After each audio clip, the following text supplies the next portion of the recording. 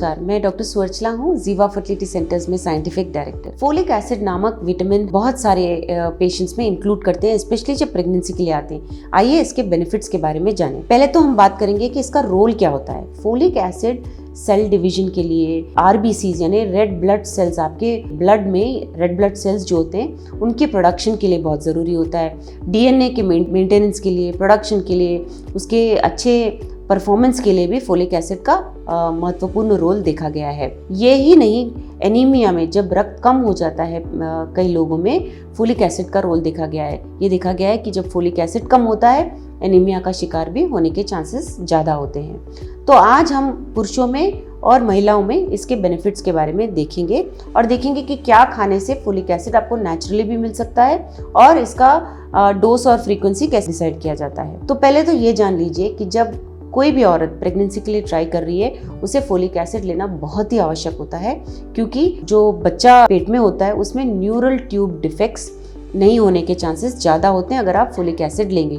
इसीलिए आपके फिजिशियन या आपके गायनोकोलॉजिस्ट, आपके ऑब्स्टेट्रिशियन ये डिसाइड करेंगे कि आप फोलिक एसिड किस मात्रा में लेंगे, कितने दिन तक लेंगे, और आपको ये लेना बहुत ही आवश्यक हो जाता है। ये आपकी रिस्पॉन्सिबिलिटी है, क्योंकि बच्चों में ये डिफेक्ट्स कम होने के चांसेस होते हैं। स्टडीज़ में ये देखा गया है कि 70 to 90% बच्चों में पेट में रहने के दौरान जब फोलिक एसिड लिया जाता है, ये डिफेक्ट्स नहीं होते हैं। एनेनकेफली करके, स्पाइना बाइफिडा करके, ये सब जो डिफेक्ट्स होते हैं ये शिशु में नहीं रहने के चांसेस ज़्यादा होते हैं। इसीलिए आपको ये इंक्लूड करना चाहिए।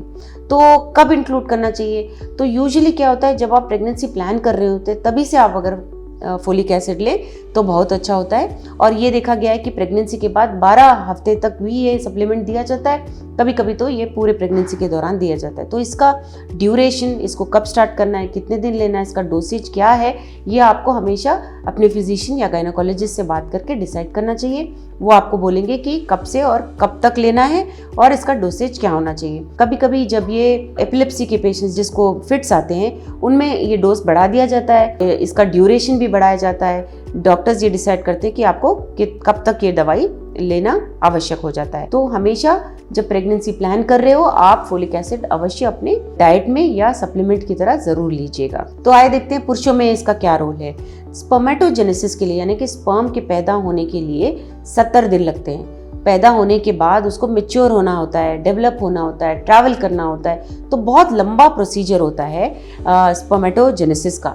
उसके दौरान जैसे मैंने कहा, सेल डिवीजन के लिए बहुत ज़रूरी है, डीएनए के लिए बहुत ज़रूरी है। तो ये जो सेल प्रोड्यूस हो रहा है, ये जो डीएनए स्पर्म के हेड में जो बन रहा है, जो पैक हो रहा है, वो फोलिक एसिड यूज़ करके एफिशिएंट बनता है। तो इसीलिए फोलिक एसिड पुरुषों के लिए बहुत आवश्यक होता है और इसको अगर आप अपने डाइट में इंक्लूड करोगे तो स्पर्मेटोजेनेसिस भी अच्छी तरह से होने के चांसेस ज़्यादा होते हैं। औरतों में जैसे मैंने बताया, ऑफ कोर्स प्रेगनेंसी के लिए तो ये ट्राई करना ही है, बट मैंने आपको जैसे बताया सेल डिवीजन के लिए बहुत ज़रूरी है। फोलिक एसिड का रोल देखते हैं। जब एक स्पर्म अंडे के अंदर जाता है तो फर्टिलाइजेशन होता है और उसके बाद सेल डिवीजन के द्वारा एक एम्ब्रियो तैयार होता है और यही एम्ब्रियो जब गर्भ में इम्प्लांट होता है, यानी कि जब चिपक जाता है, तब वो बड़ा होते होते बच्चे के रूप में बड़ा होता रहता है। तो फोलिक एसिड बहुत अच्छा रोल प्ले करता है, क्योंकि सेल डिवीजन में मैंने कहा कि फोलिक एसिड का रोल है। तो जब एक सिंगल सेल से वो 4 सेल, 8 सेल, हज़ारों, लाखों, मिलियन सेल्स में जब वो डिवाइड होता है,